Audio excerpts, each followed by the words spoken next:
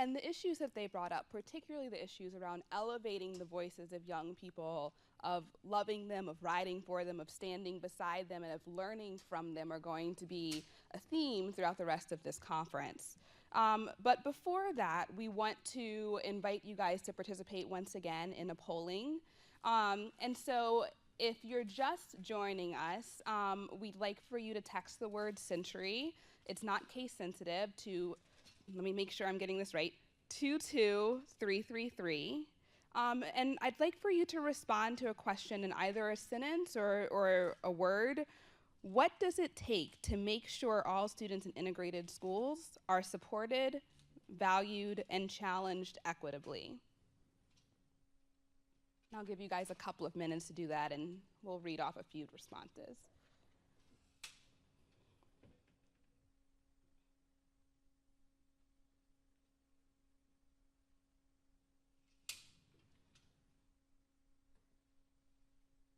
Okay, I'm seeing a few come up now. One is woke leadership. We know leadership is incredibly important, and for that leadership to be attuned to what is going on in the world and sensitive to that. Relationships, compassion, patience, political will, humility, for us to be able to examine ourselves, our own biases, the things we need to work through. Personalization, and I'm assuming part of that is being able to see the human in every single student, the humanity, the fullness of every single person. Listening to them, listening to students, belief that this is possible, and teachers who are effectively supported.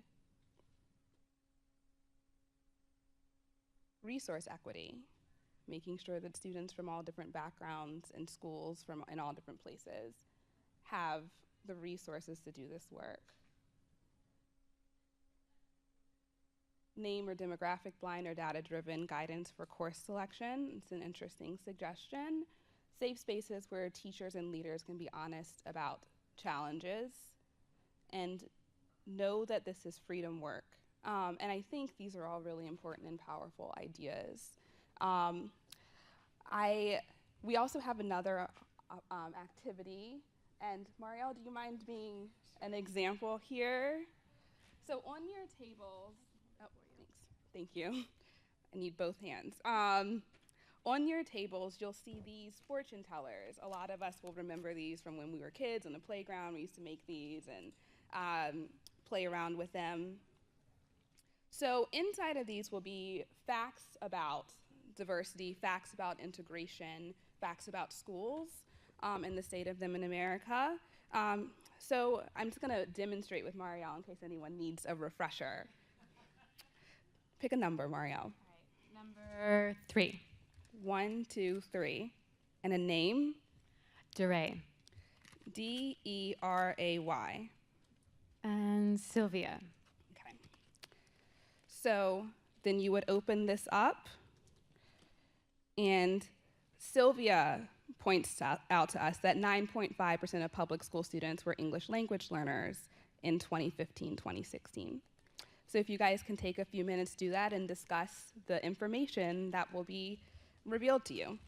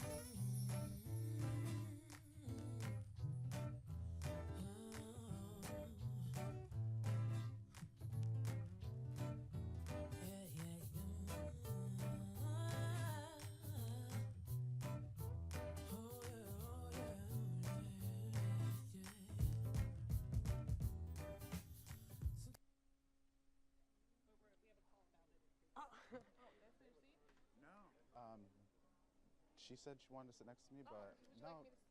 It doesn't matter. It's up to you, girl. Sure.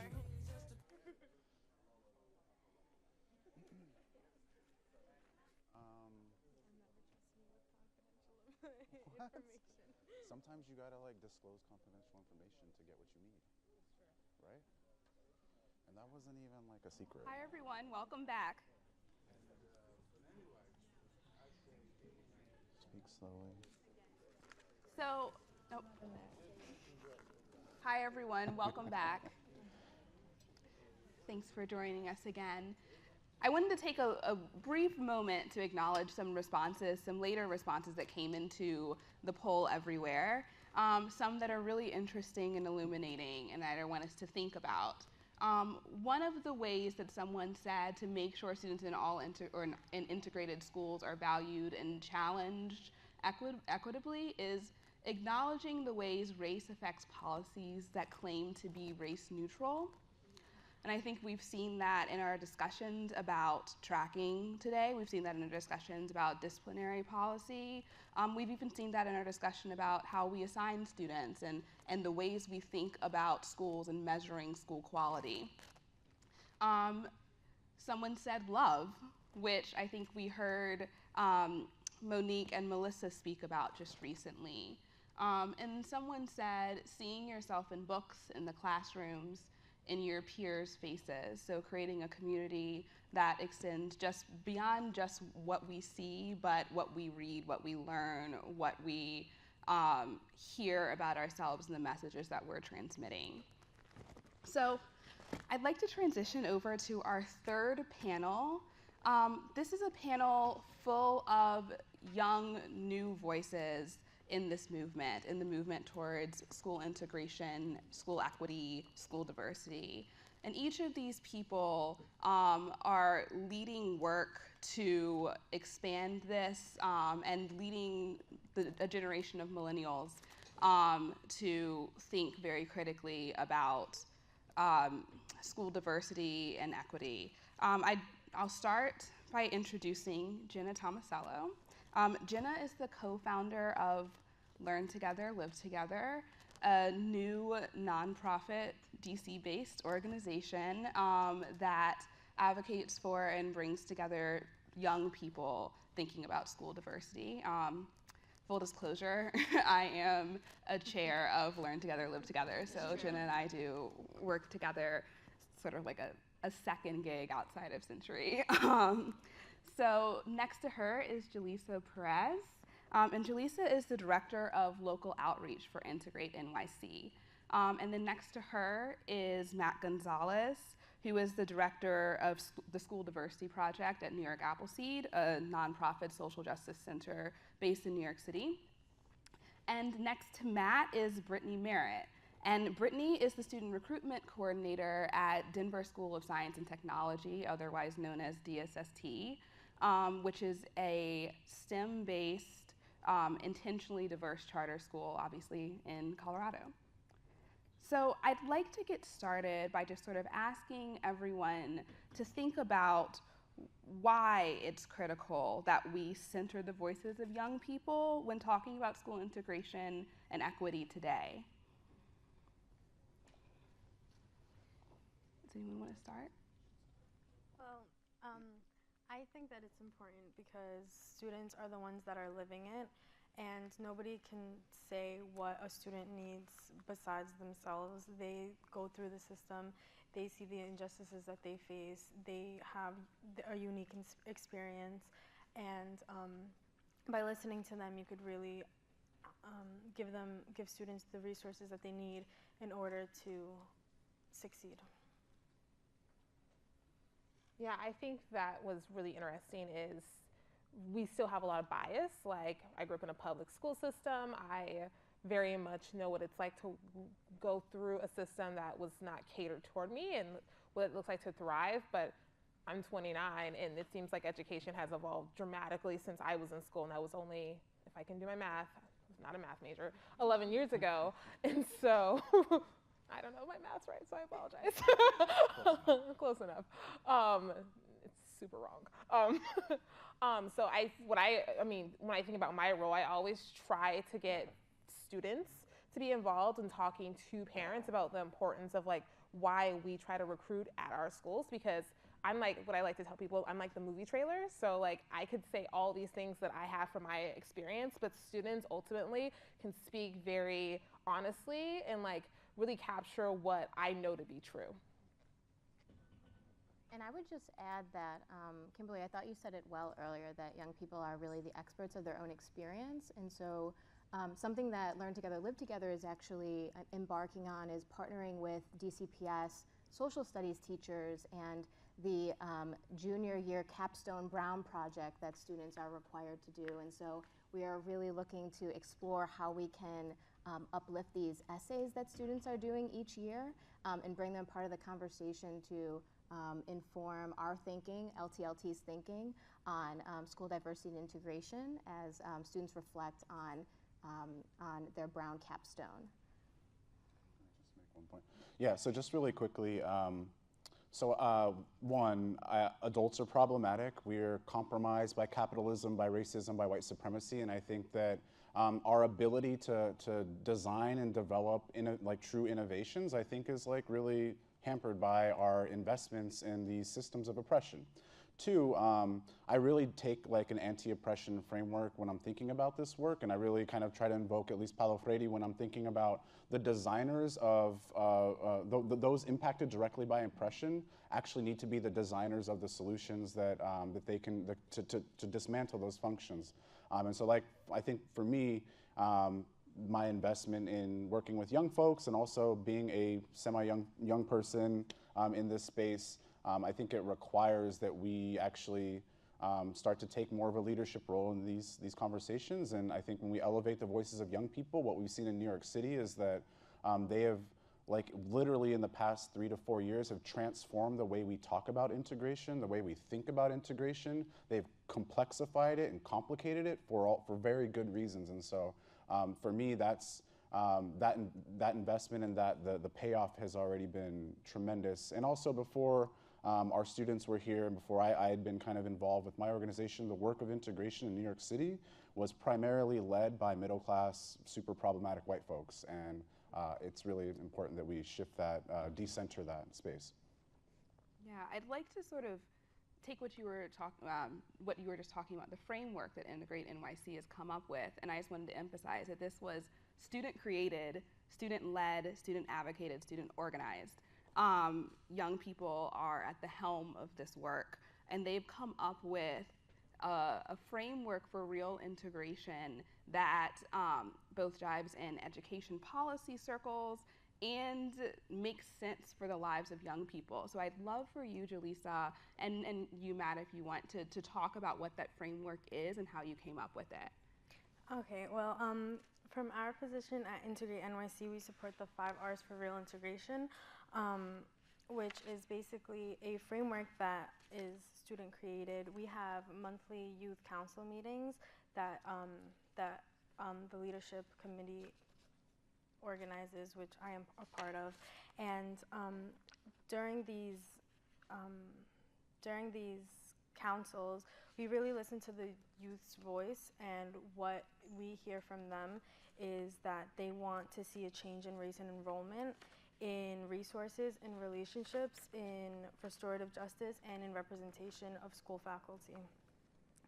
So if you want to go more into Yeah, and so I think the way that this kind of framework unfolded was really having students kind of analyze the various impact areas of what I try to think about it not just as like school segregation, but like educational segregation. It's not just about separating the bodies, which is obviously like a horrendous, but thinking about really the conversations we've been having all day around the impacts of not just in segregated schools, but segregated communities, the impacts of disproportionality around discipline policies, over-policing, militarizing spaces that young black and brown kids are at, thinking about the history in New York State, the schools in the rural parts of the state and also the city center have been underfunded by multi-billions of dollars for the last over a decade. And so part of it is just, identifying and advocating for the state law to be followed, that all of our schools are equitably funded. This other thinking about what happens inside of the classroom, because I'm a product of an integrated or desegregated school. I wouldn't call it an integrated school. It was a magnet school in Los Angeles.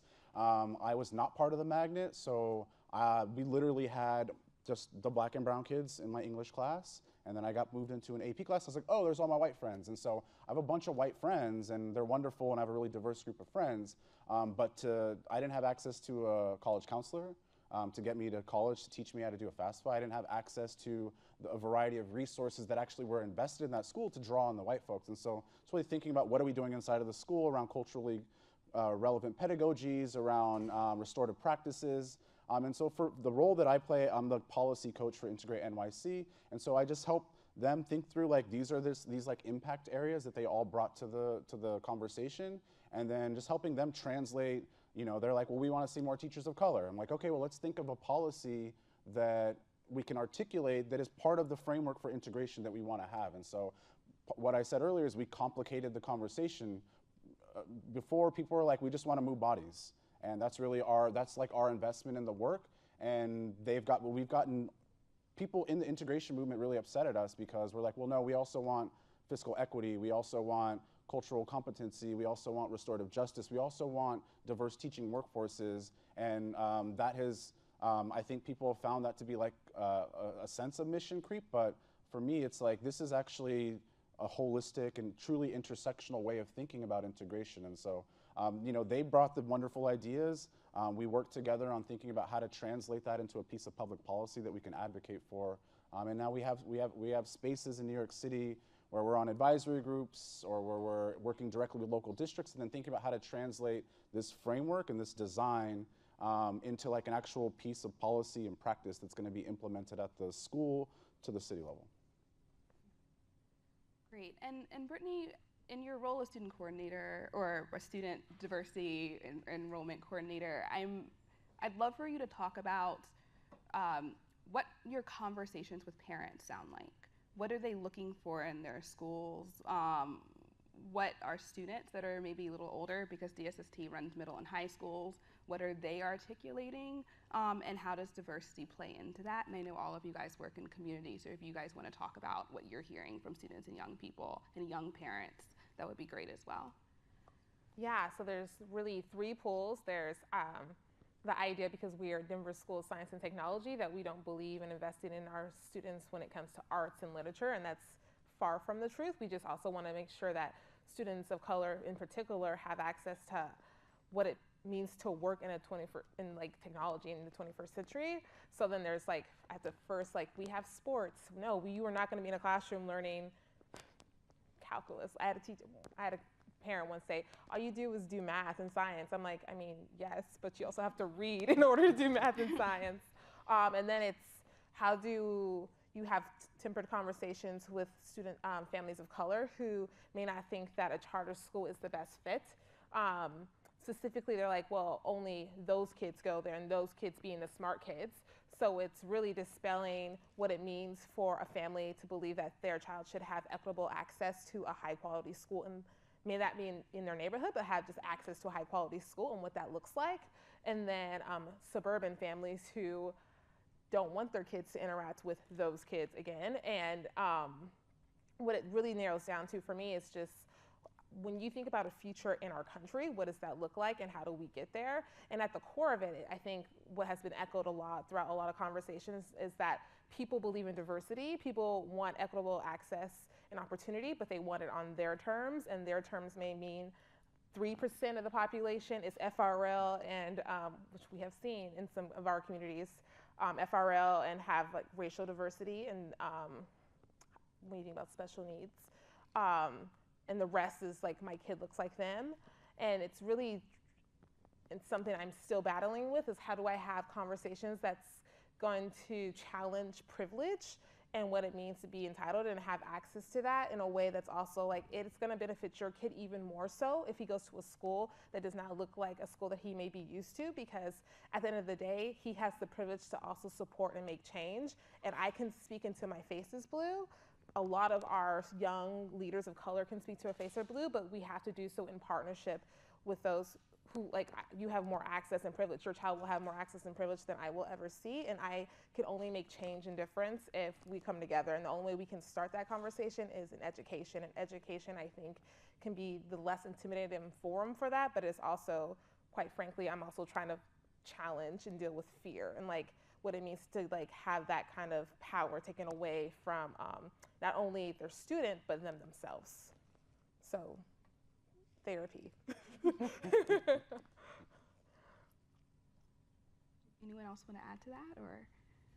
I think I would just add by saying that in the work of LTLT, we're still working to get a bit of the lay of the land in DC, but a lot of the issues that you brought up, Brittany, are ones that we're hearing. And so how, a family self-interest rubs against their acknowledgement that diverse, equitable, and inclusive schools are good for all kids, and then how they then make their decisions for their own children based on what that can sometimes feel as attention.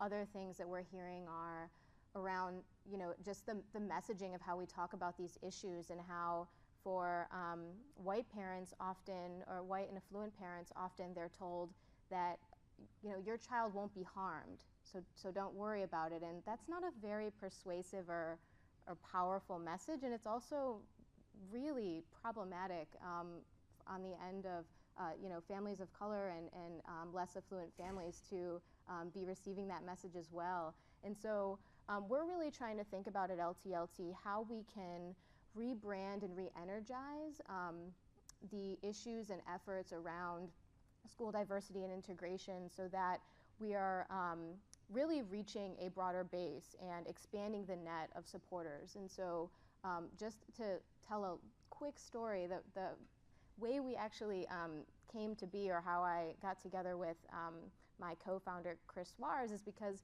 we were at a school diversity event much like this, and I'm actually sure many of you were in the room at the time where we met.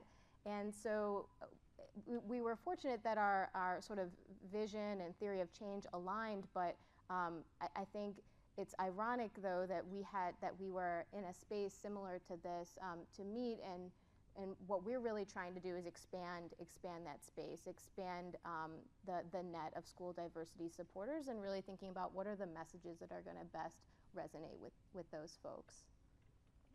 Yeah, just so I wanted to, a lot of this sounds like, how do we talk to white people about this? And like, that's part of the conversation I don't actually find. I've gotten to a point, and I think it's certainly probably related to just like the ridiculous political and white supremacist context that we're living in, that like my job and my work is not to be trying to beg white people to come to school with black and brown kids. Like New York City is 80% black and brown, it's 80%, or the public school system at least, it's 80% free and reduced lunch. Every single school for me in a truly integrated system would actually be 80, majority black and brown. And I think for me that actually requires that we confront how we actually are currently mistreating schools that are serving majority black and brown kids. And so part of the work, at least for me over the last 2 years, is rather than, I do organize with a lot of wonderful anti-racist white folks, and I try to activate them to have those conversations with white parents, because like I'm a childless 33-year-old social justice person. Like, they're not going to listen to me anyways. And so I think it's activating other white parents to talk about their story. For me, the bigger challenge has actually been trying to convince and articulate why integrated schools are good for black and brown families. And I have my own tensions with that because of what I just, my own personal story about this. And so I think what I've found is going back to like the framework that the students have designed, most of the black and brown families that I organize with in New York City give, a couple shits about diversity and integration. They care a lot about it, but they want to see their schools equitably funded. They want to see their schools employing practices that are anti-racist. And so for me, the way to do it has been to have this, like the joy of this framework is that it creates a number of on-ramps for people. And so when I have organizing with a group of parents who represent black and brown families, they're like, we're committed to culturally responsive education.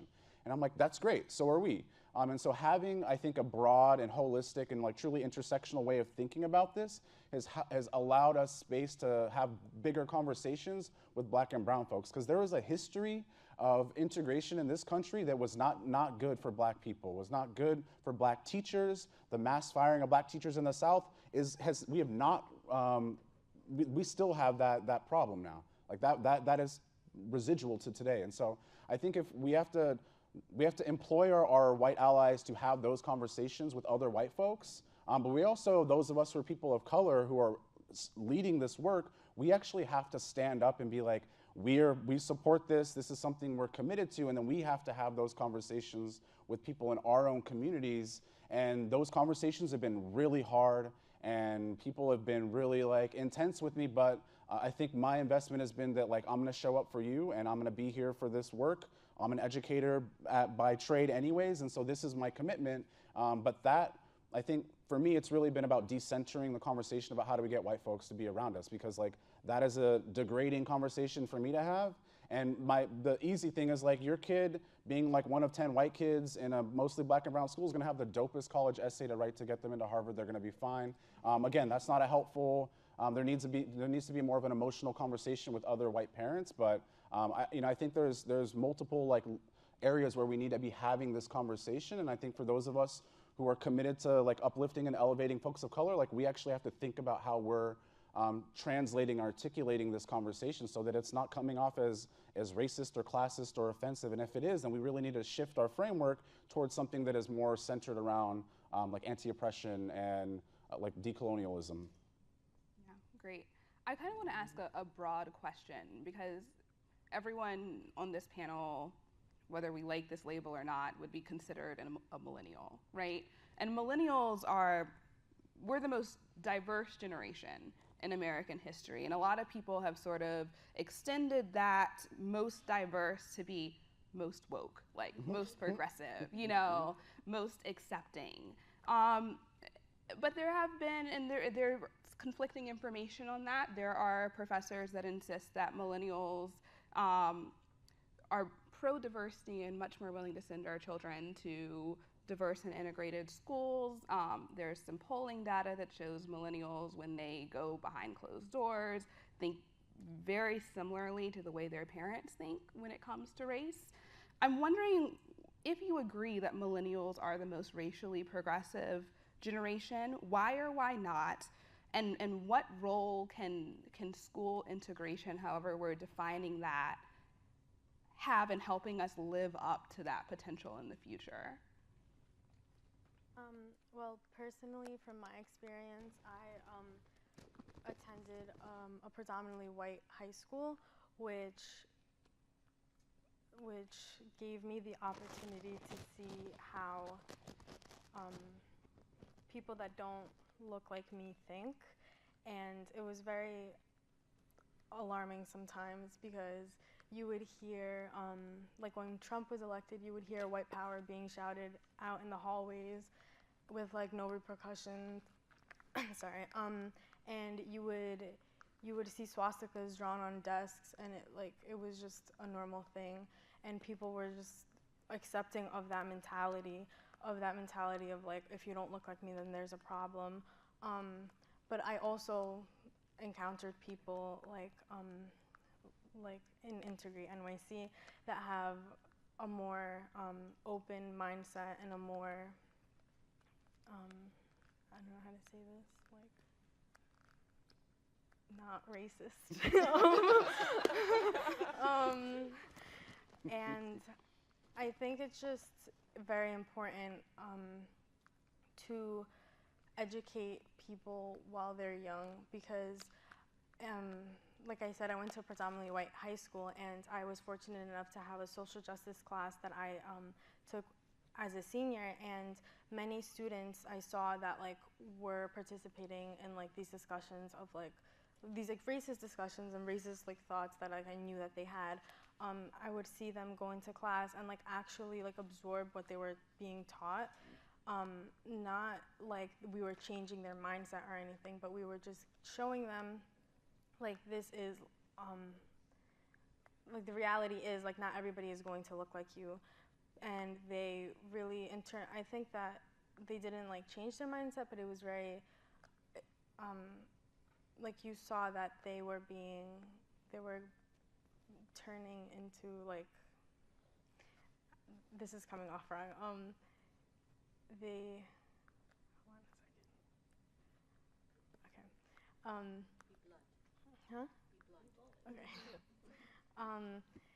Okay. Okay. These students, they were just being more open to ideas instead of shunning it out and just being like, that's wrong. They were actually listening. Like, we talked about like LGBTQ things and like some things they wouldn't understand, and they like would want to ask questions, and they would actually be engaged in the conversation, and maybe they didn't agree with certain things, but they could coexist with people that didn't look like them. And I think that's very important in a school like mine that was very like, you know, racist and not a good environment for people of color. And yeah. So yeah, I would say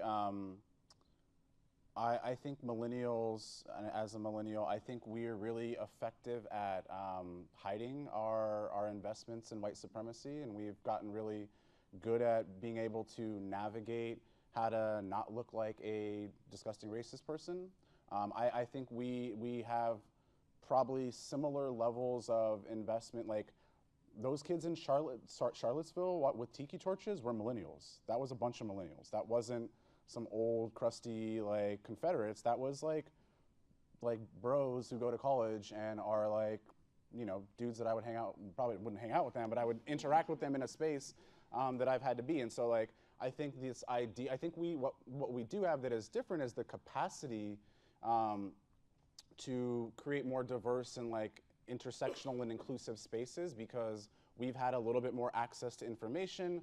Like my group of friends that I went to high school with, there's literally only one couple that is like a same race couple. And I find that that's like a really beautiful like thing of my group of friends. Like we have a really diverse group of friends, and like that, but again, like that's not, like I also know groups of friends who are all white folks and are all black or brown people. And so like, I think it's really about the proximity and like the access to like diverse spaces. And so I think when we create diverse spaces for young folks at an earlier age, I think they're gonna be less likely to replicate and reinforce these like broken investments in whiteness and white supremacy.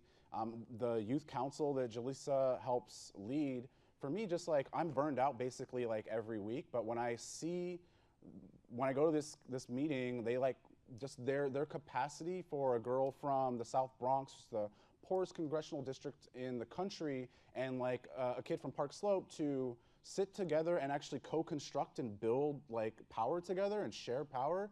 That for me is like, there's something beautiful and powerful about that. And I don't think it's really a generational thing. I think it's really about being intentional about creating spaces that young folks can create together. I know millennials are just as racist, I think, as our parents were. And I think we have a little more access to frameworks to help us dismantle those, but I don't think it's gonna happen naturally. Yeah, I think that there's like this fall idea that because millennials also was around with the birth of the internet, that we had more access to like technology and education and information, we naturally will default to like, obviously these things are wrong, and yes, we know that it's wrong, but we also, I mean, like when I think about Denver, Colorado being very, like Denver, I don't know why people keep moving there, but people are moving there on a weekly basis. It's really hot and really cold. It's becoming even more and more gentrified. Like when I go out of state and people are like, you're from Colorado, because people don't think black people live in Colorado, which is fair, because if you go into Denver, you wouldn't see black. You don't see that. And I think that that's just a conversation about how we are also very pocketed, and people don't also ever want to talk about, we know like socioeconomics play a huge factor in race and what it means to have an integrated school, but I don't think people as a whole realize that class determines what it is like for us to interact and be diverse. And the reason why all those kids in Charlottesville were having those conversations, because they're highly segregated. And like, I think even more so, even though we have the internet to really fuel us and have the opportunity to have conversations that are hard, we are educated in that sense, but we are millennials also, we are not in a time where we've had to be challenged up front about what it's like to have to deal with race, what it's like to have to deal with difference. and be united in a way where we have to confront that in a way that's genuine. And so I think there's a lot of variables that add to it, but unfortunately, I think it is just like the idea that we're woke because we're millennials and we believe that like LGBTQ is great and we believe that race should be a conversation. It's like, yes, we can like on a very, I can't think of the word, I'm so sorry guys, I need more coffee. Philosophical, I think that philosophically we do believe in that. I think that it's that fear of just like, but what does that look like now? And if I go out of my way to have this conversation, am I gonna be isolated? And is it worth that isolation versus 20 years ago, it may not have been because there were other variables saying why we couldn't be, my personal opinion. Yeah, I would just say that I think, I mean, just echoing what all my colleagues up here have said, maybe I have a slightly different perspective in that I think maybe by default we are the most racially progressive group, but it doesn't. But I mean marginally, right? Compared to our past, and so we have a lot more work to do. And I think that, yeah, I agree. The notion that as generations just die off, things are going to get better in terms of our racial climate in our country is false and is perpetuated by the isolation that we continue to live in. And so I mean, for me, that's why I got involved in this work. It took me going to college only 15 minutes away from where I grew up to have to be really truly exposed to a diverse school environment for the first time, and then to become reflective on why that, right, like why that was the case, and really having to realize that I was in a very isolated, small isolated community where there were swastikas and things that weren't kept in check, but it seemed very normal or fine. And so I think that there's just a lot of misinformation, miseducation. I don't know about you all on this panel, but when I was taught about the history of Brown v. Board, it was discussed as something that was just ages and ages ago that we've overcome, that is not an issue anymore. What's segregation? Those are just separate water fountains, and it doesn't exist. And to progress in my education and have to get a master's degree to find out what redlining is and to really understand the history of segregation in this country, I think that's such a problem. Like, why should I have to get an advanced degree to understand how we got here or to understand that segregation's a problem, right? It's a reality, but a lot of us don't know it.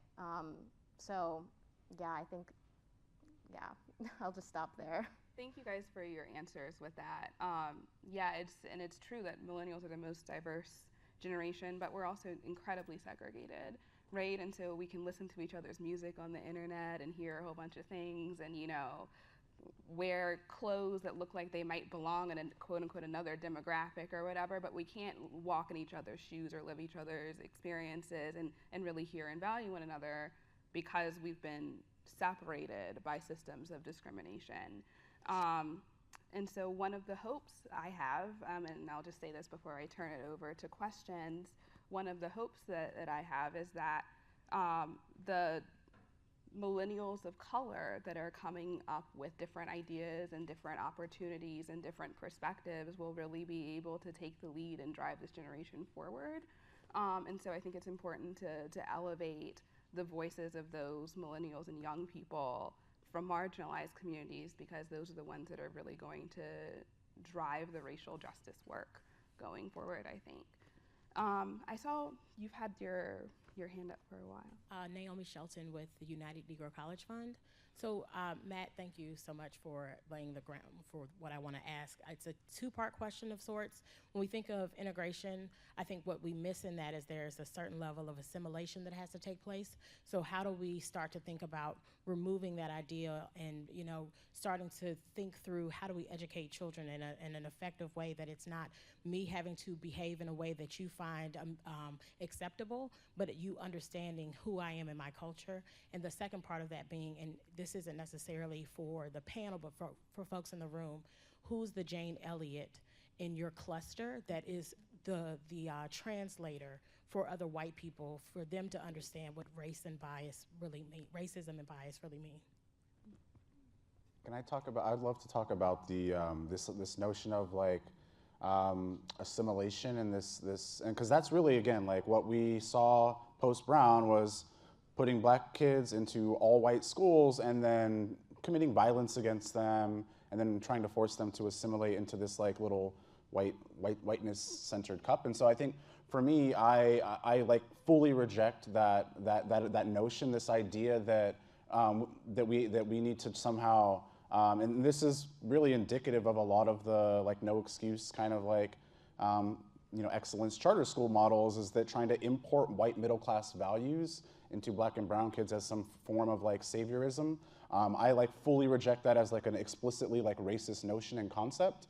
I think part of why we invest so much in this like framework is that it really thinks about the various impact areas too. But I mean, I think schools in general, like as a foundation, I think Monique may have said this, like, but someone may have said this, but for me, like the institutions that surround us are all on top of a foundation of white supremacy. So like, I actually don't believe in general, and I don't mean to be like jaded about this, but like I don't believe we can shift our systems in ways that are gonna dismantle the like functions of oppression. I do think we actually, those of us in this generation actually have to start finding space and time to re-articulate, redesign, like what do schools in Wakanda look like? And that was one of my students asked me, and I was like, that's the question we should be asking. What are schools in Wakanda like? Like, let's like think beyond this little box that we put ourselves in. So I think for the time being, to minimize damage, because that's really what I think for me the work is mostly about, is how do we minimize the damage of oppression against these young folks, is like how do we start to shift conversations in schools around pedagogy, around curriculum, around disciplinary policies, around the various layers of like what happens in a school space, to shift them, instead of asking the kids to assimilate to the school, start shifting so that the schools are assimilating to kids. And so I think there's not an easy way to think about that or do that, but I do think we have to all kind of have a foundational understanding that like the systems of education are tools for stratification, they're sorting mechanisms, and they're designed specific, they're doing exactly as they were designed. And so we need to dismantle those, over time. But right now we have to minimize damage. And I think the framework that our students have designed is a good starting point for thinking about the various forms of damage that our young people experience. But I think in the long run, like, we need to actually start thinking, I mean, I think I'm compromised. I think our young folks can actually truly design new educational systems that transcend capitalism, transcend white supremacy and patriarchy and all these systems of oppression that like I'm against. I have a question. Yeah, my name is Michael Alves, and I'm an educational planner. I've been a desegregation planner for 40 years. Probably most of you were born. And with Rick Halenberg and John Britton, we're the three amigos, and we've been working together around the country in terms of promoting the socioeconomic integration, in particular using my controlled choice model. Question for you kids, because I believe the idea you are the future. I'm 71 years old, okay? And I was 27 years old when I essentially invented controlled choice. So I was we weren't millennials because there was no computers or internet back then, but I was young.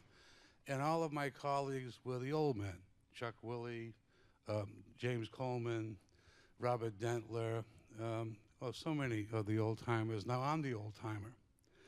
And so this is my question to you kids, because I know Matt and did a lot of work in New York City a few years ago trying to get everything off the ground. Here's my challenge to you. You're going to get older, okay?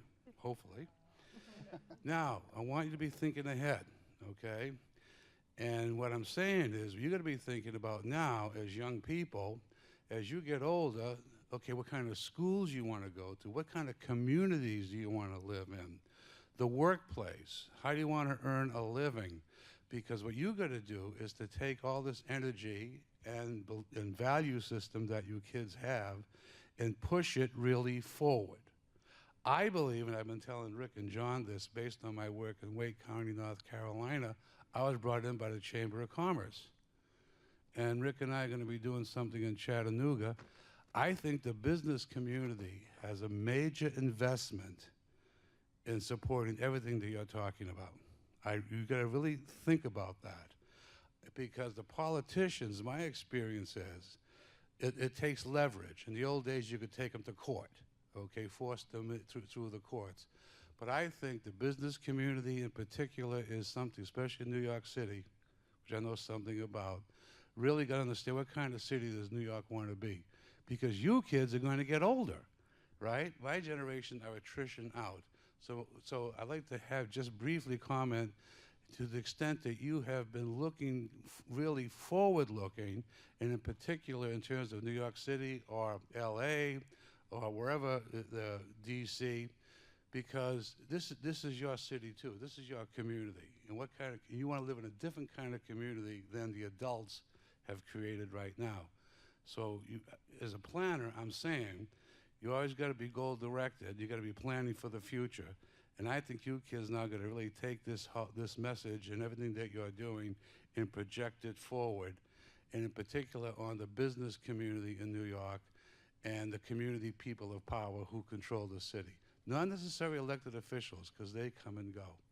But anyway, if you could just briefly comment in terms of, have you made any liaisons to the, quote, establishment, the capitalistic, whatever? Because my experience with business people, there are enlightened capitalists out there. The richest people in North Carolina brought me in to North Carolina.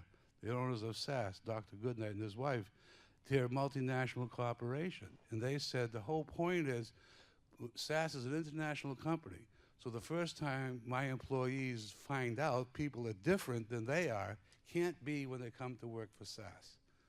So I think you may have, not necessarily across the board, but you may have the opportunity to make some very interesting alliances with enlightened capitalists and people of power. Yeah, thank you for your question, Michael.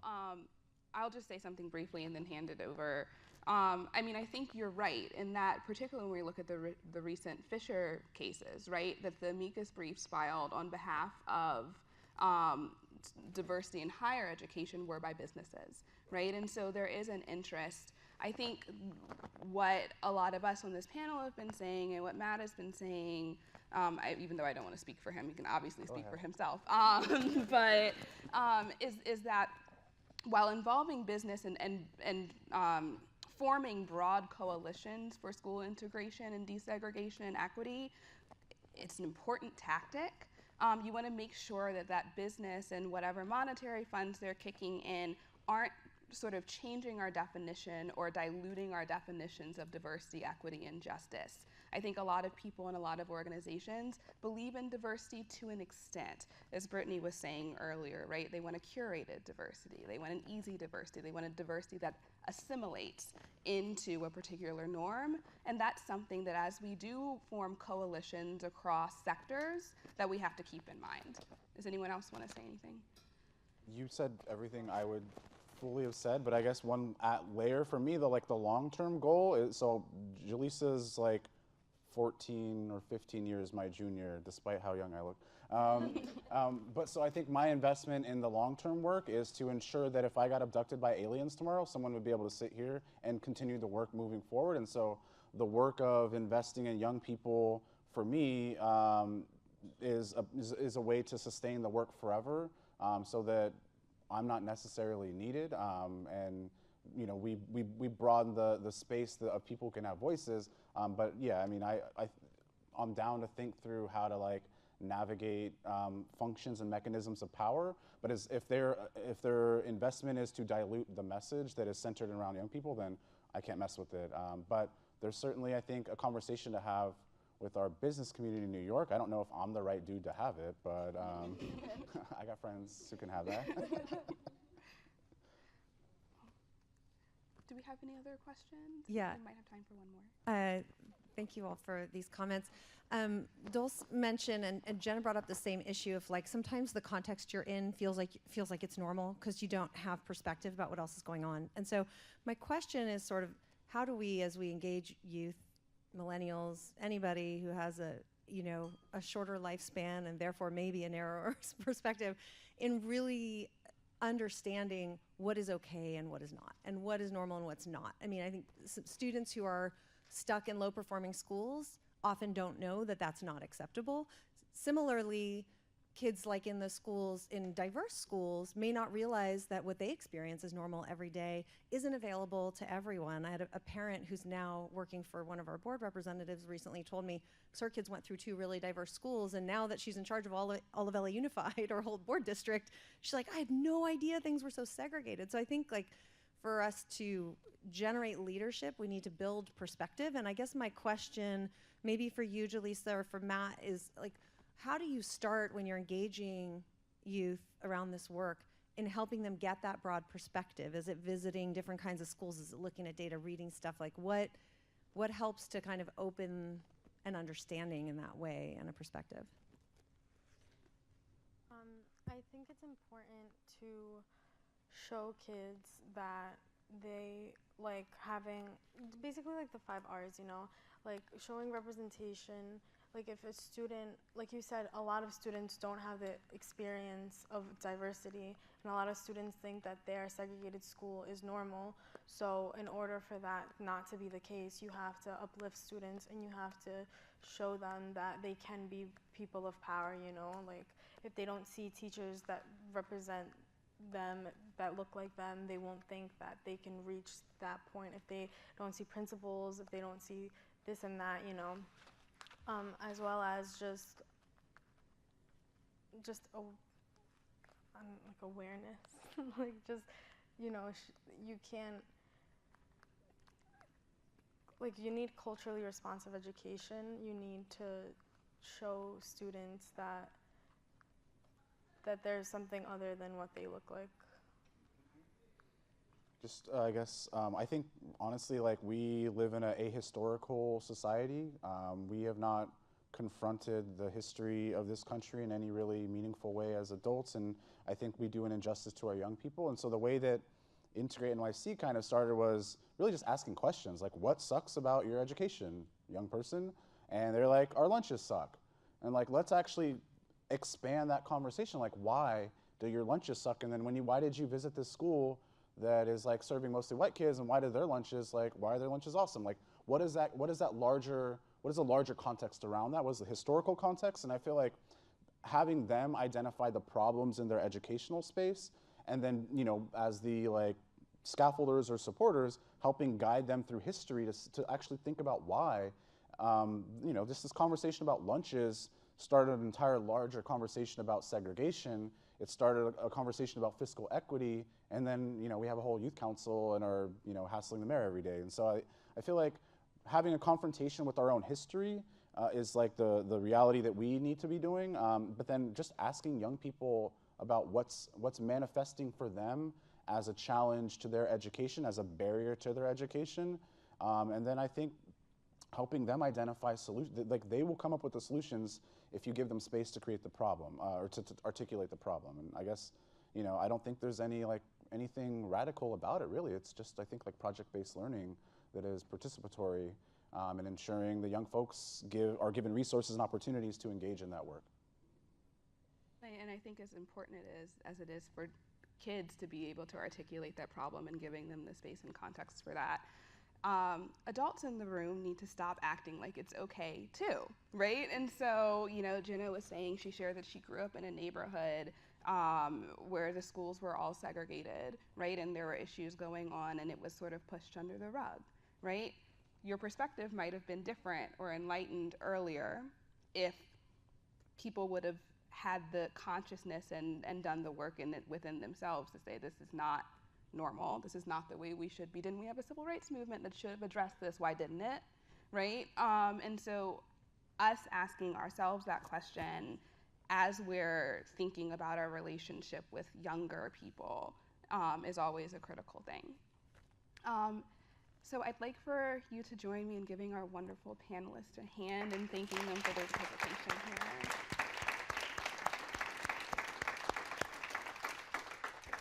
And we're going to move on and turn it over to my colleague, Hallie Potter, to sort of wrap us up. Thank you. I'll go ahead and start. of our time, and so kind of condensing things. And your reward, since you stayed till the very end, is that you get to play a little game, kind of. We'll play a short round of Simon Says. So Simon Says, stand up. I don't know if this is a reward or punishment. Simon Says, stretch if you need it. Raise your hands. Guys, come on. Simon Says, raise your hands. Okay. All right, very easy. I thought people might need a little movement break. And Simon Says, take out your cell phone. We have one more poll. We are asking you now, can we advance the slide to the next one? As we have just a couple of minutes left, we're hoping for a little bit of time for people to synthesize some of the conversations that we've had today. And so we want to do that in a couple of ways. One, we're going to ask folks to think about making a commitment. You get brownie points if you use the lovely markers we have on our table and actually write it out. But if you're also just thinking about it in your head, that's great. And we'll have a chance in a couple of minutes to have a few people share commitments. And to help us guide through that thinking, we want you to just take a minute. Our final poll for the day is, in one word, how are you feeling about opportunities for progress on this issue? So again, if you haven't joined the poll before, you're going to text to 22333, text the word century, and that should join your poll. If you're already joined, you should be ready to go. One word this time. How are you feeling about opportunities for progress on this issue?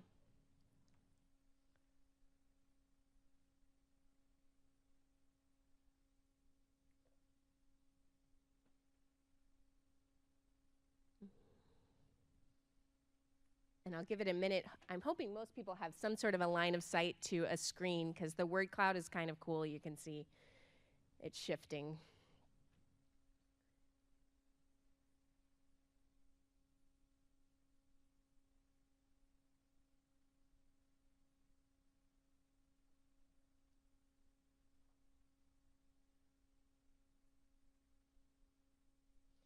All right.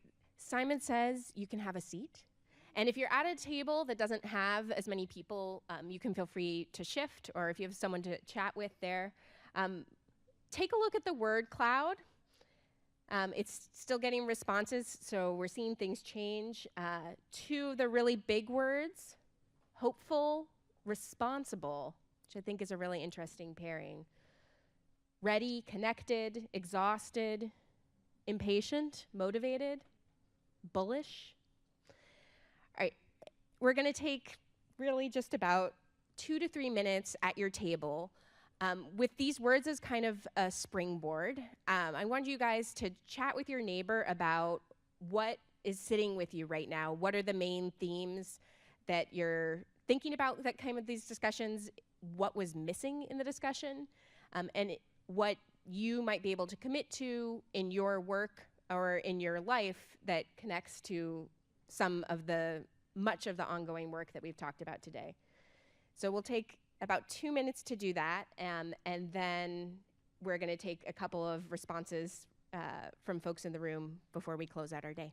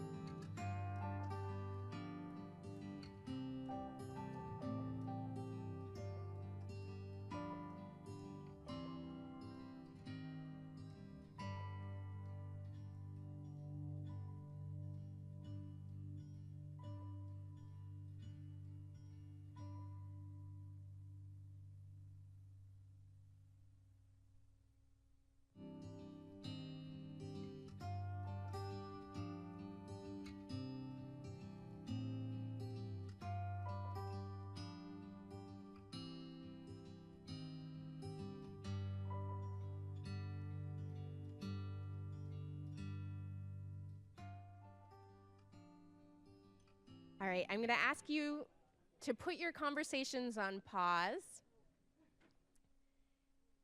And I'm looking for some bold volunteers who would be willing to share a commitment that they're making coming out of today's conversations. So I saw a couple people, I know some people had them written, but if you don't have it written and just want to share one, that works too.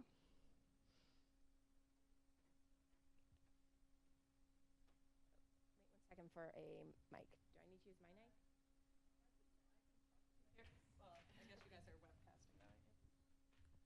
Hi, so I'm Tina Collins. I'm with the United Federation of Teachers, the teachers union in New York City. And I mean, my commitment is to continue working with the folks in New York at the U of T and elsewhere that are looking to build bridges between teachers and their unions and this work.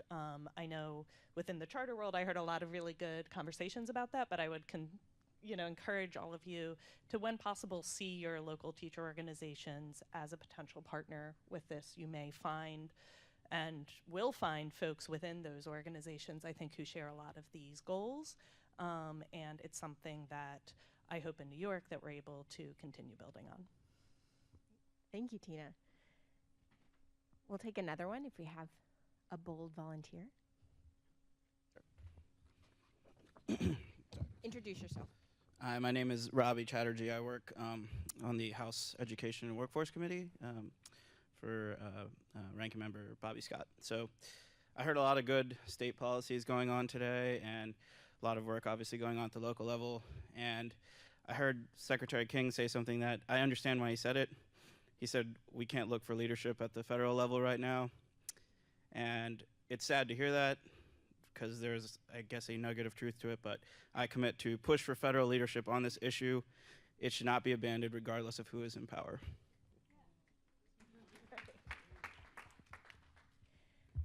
All right. Anyone else want to share a commitment?